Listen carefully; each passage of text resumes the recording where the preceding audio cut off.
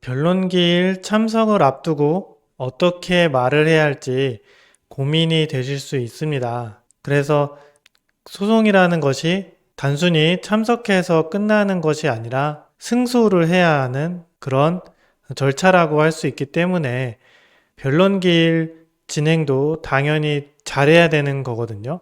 그래서 그 변론기일에 참석해서 말을 판사님께 잘 하는 것도 당연히 필요한 것이죠.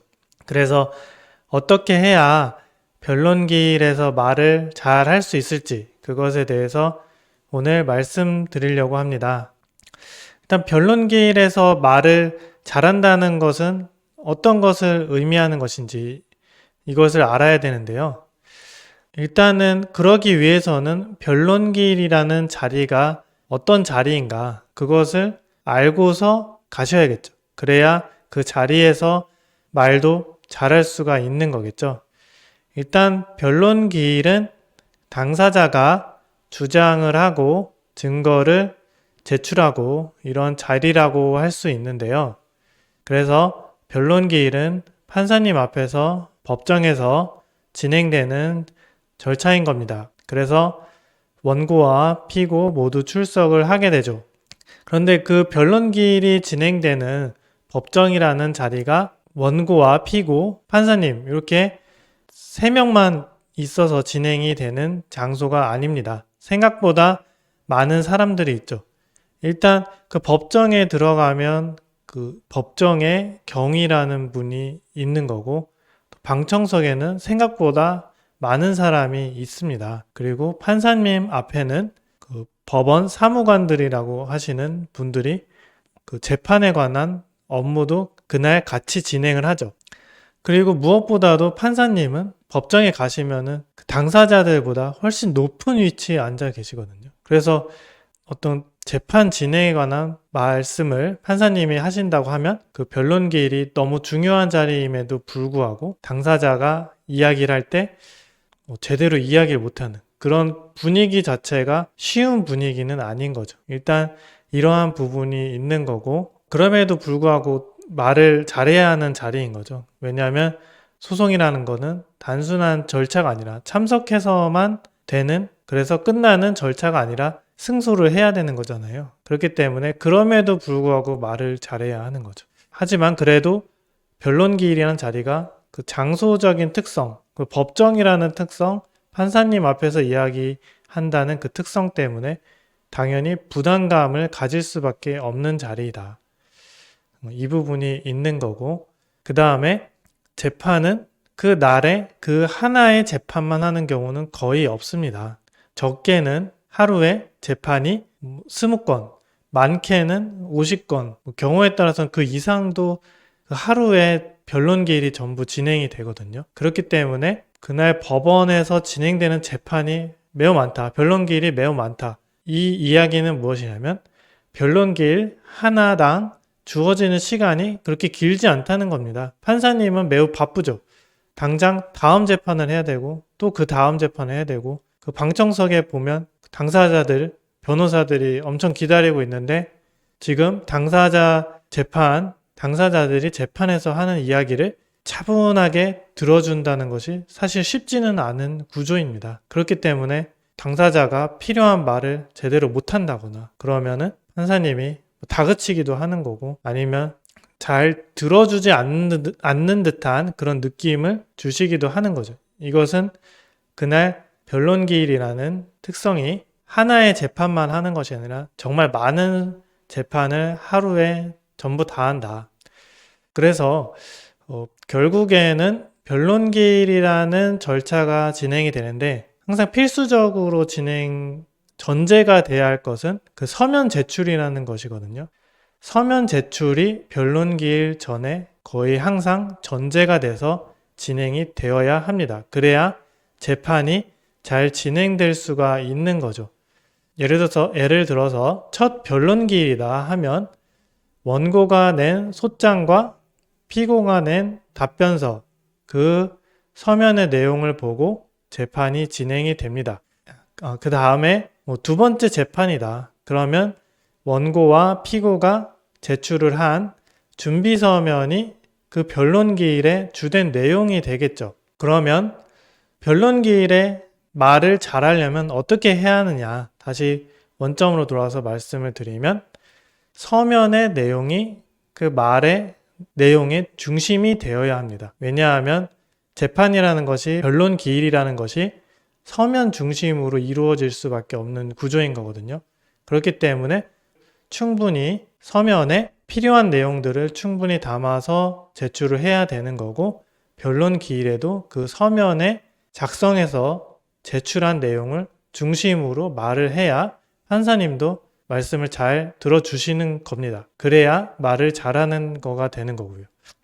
어떤 서면에 제출되지 않은 내용, 서면에 들어가지 않은 내용을 변론기일에 갑자기 생각이 난다고 해서 그날 얘기한다고 해서 그 말씀을 잘 들어주는 것은 아닐 수가 있습니다. 왜냐하면 판사님이 서면의 내용이라는 것은 재판이 시작되기 전에 충분히 보고 오시지만 갑자기 당사자가 하는 이야기는 판사님도 예상치 못한 이야기이기 때문에 잘 들어주실 수가 없는 거죠. 그런 말을 한다는 것이 변론기일에서 잘 말한다는 것은 아닐 수가 있습니다. 그러니까 서면으로 충분히 주장해야 될 내용, 증거들을 서면에 담아서 제출을 하고 그것에 관해서 변론기일에 말을 하는 것이 변론기일에서 말을 잘하는 방법이 되는 거죠. 그리고 재판이란 구조가 재판 하나만 진행되는 것이 아니고 여러 재판을 하루에 다 진행을 하다 보니까 그 재판을 하는 판사님이 물어보시는 것이 있으면은 그것에 답변을 하는 게 또 중요합니다. 그 당사자가 서면에 제출한 내용을 다시 변론기일에 말을 할 필요는 없다고도 할 수 있는데요.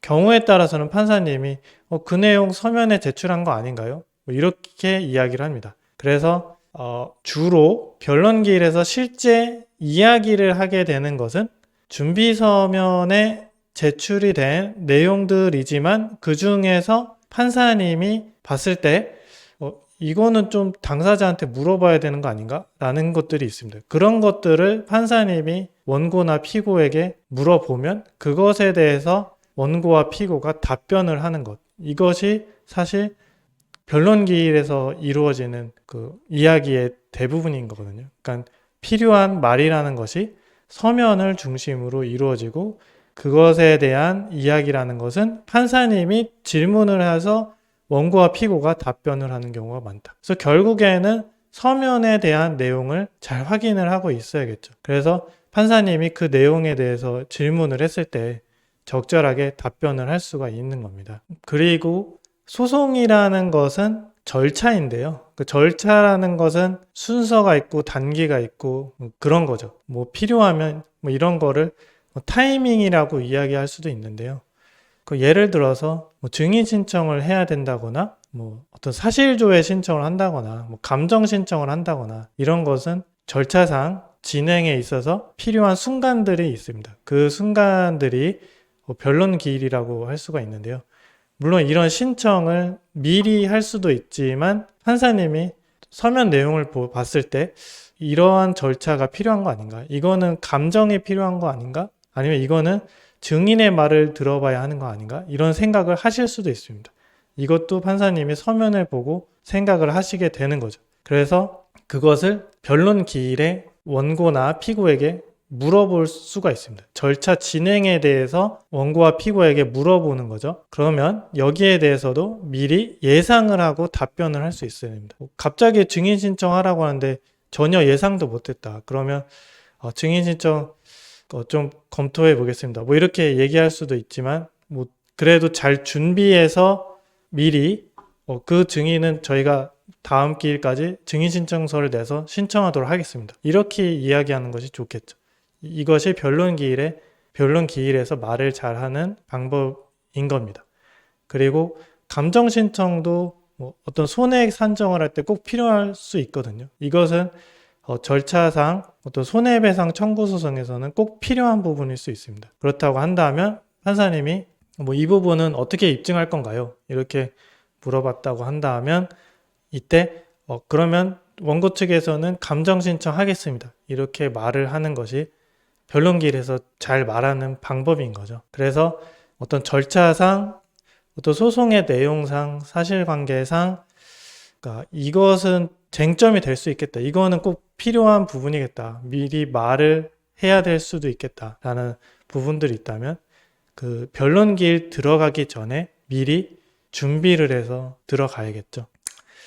그런데 항상 그 이야기라는 것이 일상생활에서도 그렇지만 뭐 어느 방향으로 진행될지 100% 예상을 할 수는 없잖아요. 그 변론기일에서 말하는 것도 그런 부분이 있거든요. 아무리 서면으로 열심히 제출을 해도 또 어떤 예상 질문에 대해서 또 예상되는 부분에 대해서 잘 준비를 해서 갔다고 하더라도 어떤 예상치 못한 부분이 있을 수 있거든요. 거기서 변론기일에서 갑자기 그런 부분에 닥쳐서 말을 해야 된다. 이럴 때는 무리하게 말을 한다기보다는 어떤 그 준비 서면이나 다른 서면 제출을 통해서 주장을 할 수도 있는 거거든요. 필요한 증거 신청을 할 수도 있는 거고 꼭 굳이 그 자리에서 변론기일에서 잘 생각이 나지 않고 좀 답변하기가 어려운 상황에서도 이거를 말로 굳이 하는 것보다는 그 부분은 저희가 좀 정리한 다음에 서면으로 다음 기일까지 제출하겠습니다. 이것이 재판 진행도 좀 빠르게 진행될 수 있게 하는 방법이 되는 거기도 하고 그것이 어떤 그러한 말을 하게 되는 당사자 입장에서도 유리한 부분이 되는 겁니다. 억지로 잘 생각나지 않는 부분을 말했다가 그것이 또 승소하는데 어려운 부분이 또 될 수도 있는 거거든요. 그렇기 때문에 그런 부분이 갑자기 생긴다면 그 부분은 저희가 확인한 다음에 서면으로 제출하겠습니다. 이렇게 이야기하는 것이 낫습니다. 지금까지 변론 기일에 어떻게 말을 하는 것이 좋은가, 잘 말하는 방법은 뭔가에 대해서 알아보았는데요.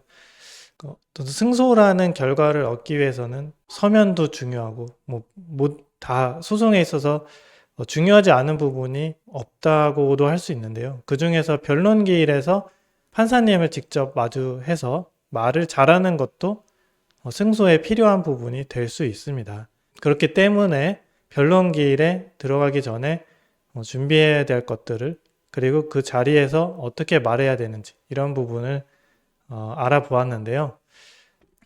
혹시 영상을 보시고 궁금하신 부분이 있다고 하시면 댓글로 남겨주시면 성실하게 답변을 해드리겠습니다. 지금까지 김영원 변호사였습니다.